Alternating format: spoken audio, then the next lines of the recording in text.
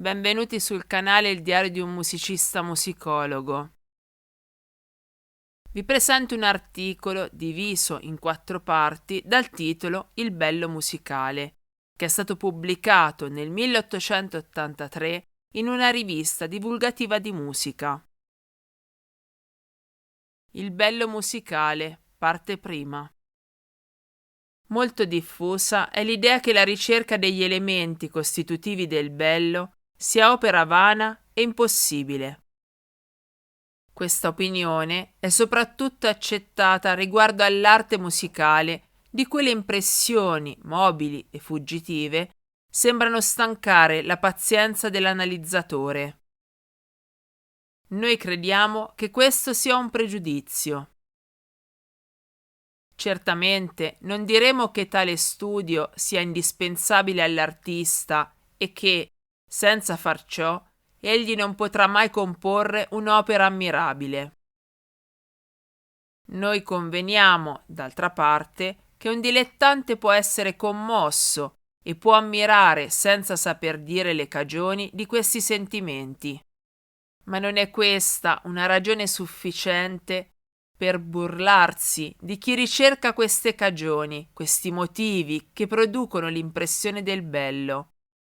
Allora bisognerebbe condannare tutta quanta la filosofia, perché essa non è altro che la ricerca dei principi.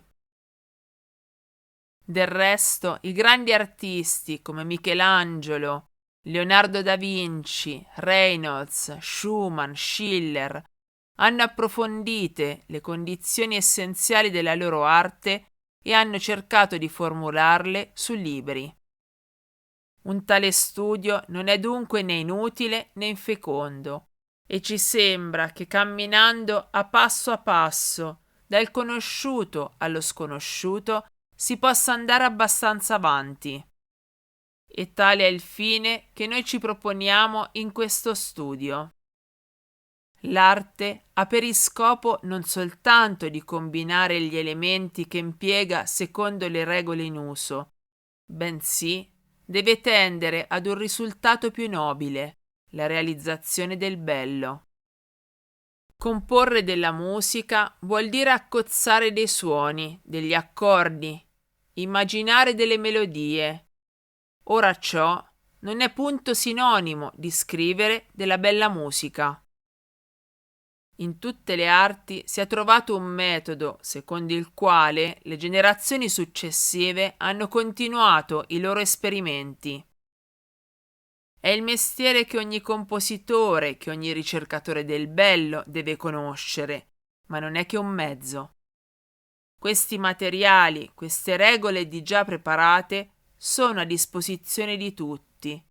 Nulla di più facile che mettere in opera questi elementi diversi. Il primo venuto può combinare dei colori, modellare l'argilla nelle forme, mettere insieme dei suoni, ma ciò produce un gioco volgare, privo d'ogni interesse per una intelligenza capace di intendere il bello. Ma disgraziatamente molti scambiano il mezzo per il fine, questo giuoco per la realtà. Si contentano di questa apparenza, di questa ombra, e chiamano bello ciò che di bello non ha che l'apparenza, la grimace. Per essi la versificazione è poesia, gli sgorbi sono pitture, e tutti i suoni maleordinati che colpiscono il loro timpano e agitano i loro nervi con un movimento cadenzato sono buona musica. E come in una lingua si può esprimere un pensiero volgare con maniere confuse, oppure con chiarezza e con forma incisiva una verità indiscutibile, così nelle arti, al lato di queste informi cianciafruscole, si trovano le opere maravigliose di Raffaello, di Tiziano, di Mozart e di Beethoven. Ora, se c'è differenza fra quella miserevole accozzaglia di suoni alla quale accennavamo e una melodia di Schubert, si può domandare in che cosa consista questa differenza. In altri termini, ci possiamo proporre di determinare quali siano per la musica i caratteri del bello. e da principio poniamo questa questione: c'è una bellezza assoluta di tutti i tempi, di tutti i paesi? Ogni popolo ha una maniera di sentire l'arte, maniera che proviene dalla sua conformazione fisiologica e dalle sue abitudini. E lo provano le canzoni popolari, quelle sorte spontaneamente dal popolo, dal suo istinto musicale non ancora trasformato dall'educazione, e che non sono i prodotti di una scienza che è sempre un tantino uniforme. Queste canzoni hanno spesso una fisionomia così accentuata, così originale.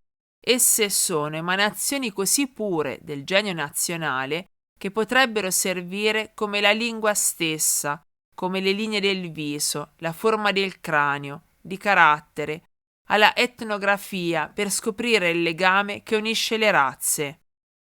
La musica, avendo un rapporto diretto con l'organismo fisico, ne viene che ogni popolo abbia una sua musica particolare. Quella dei cinesi non somiglia a quella degli europei. E anche fra questi ultimi gli è facile distinguere la musica tedesca dalla musica italiana. Le orecchie meno esercitate saprebbero distinguere una tirolese da una canzone spagnola e saprebbero determinarne con esattezza sufficiente le differenze di carattere. Col progresso della storia e con le scoperte geografiche ed etnologiche non si possono stabilire le regole del bello che per quei popoli dotati della stessa organizzazione fisiologica. E anche in queste condizioni si è forzati a riconoscere che evidentemente l'arte non è immutabile e che essa si modifica secondo le epoche ed i mezzi. Poiché cambia l'umanità, è ben naturale che cambi anche l'arte.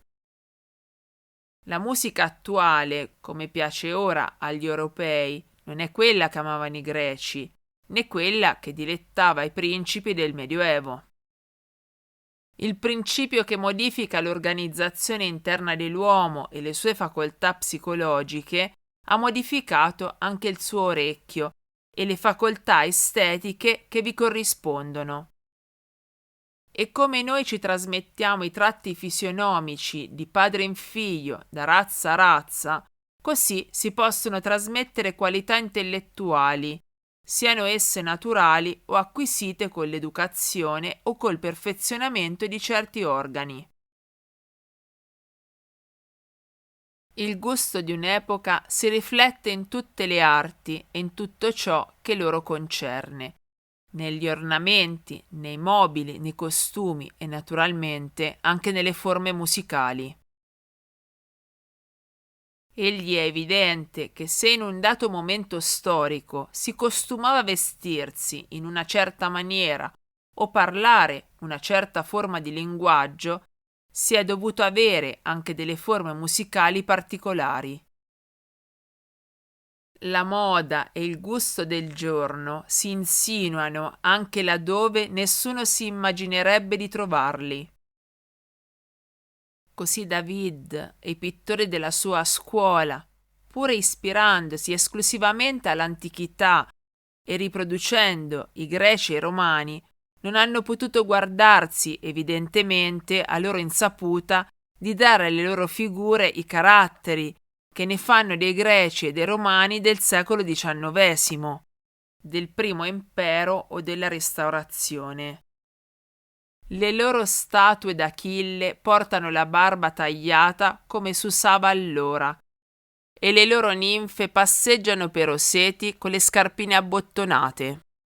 Se le tonalità del canto dell'età di mezzo non sono usate dai compositori moderni, è senza dubbio perché l'organo uditivo, con la facoltà psicologica che gli corrisponde, è stato successivamente modificato dall'educazione e il bello musicale è inteso oggi tutt'affatto diversamente da allora.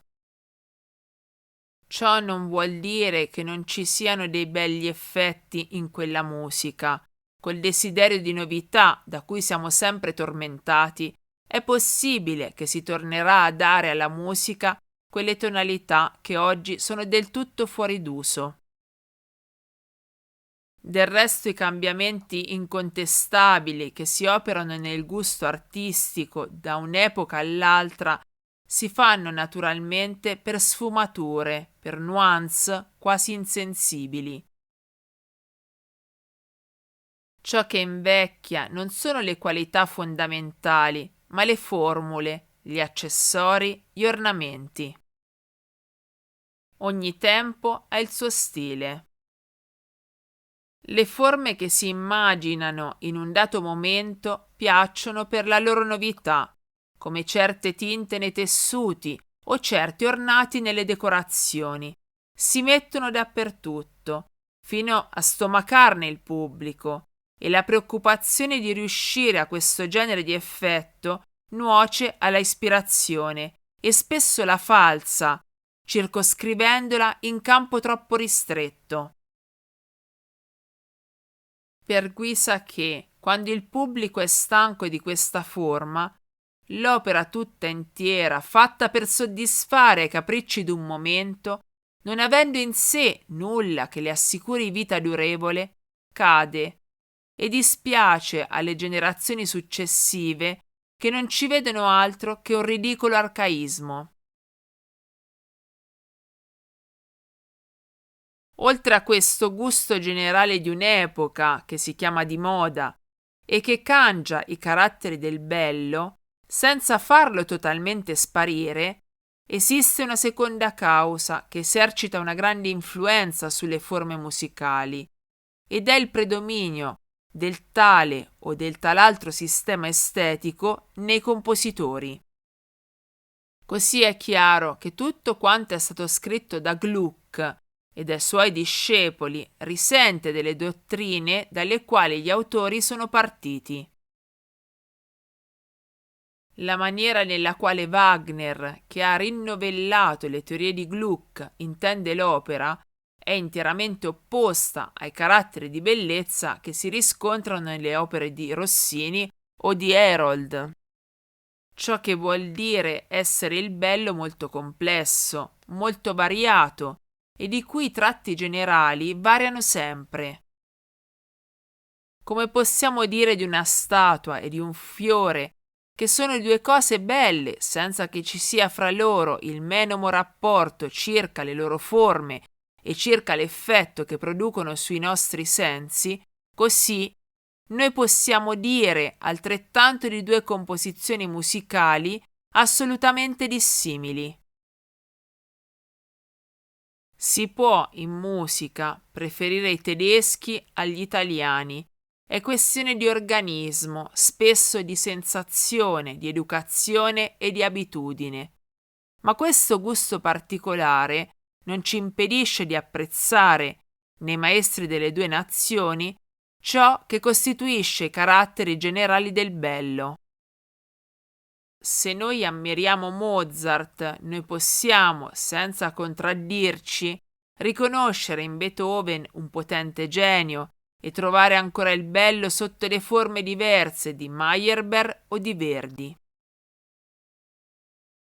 Questa verità generale che i caratteri del bello sono indipendenti dalle forme che li manifestano si svilupperà sufficientemente, speriamo, nell'analisi che facciamo. Noi verremo ora a determinare quali sono le condizioni del bello nell'elemento il più semplice della musica, nella sua stessa materia, nel suono.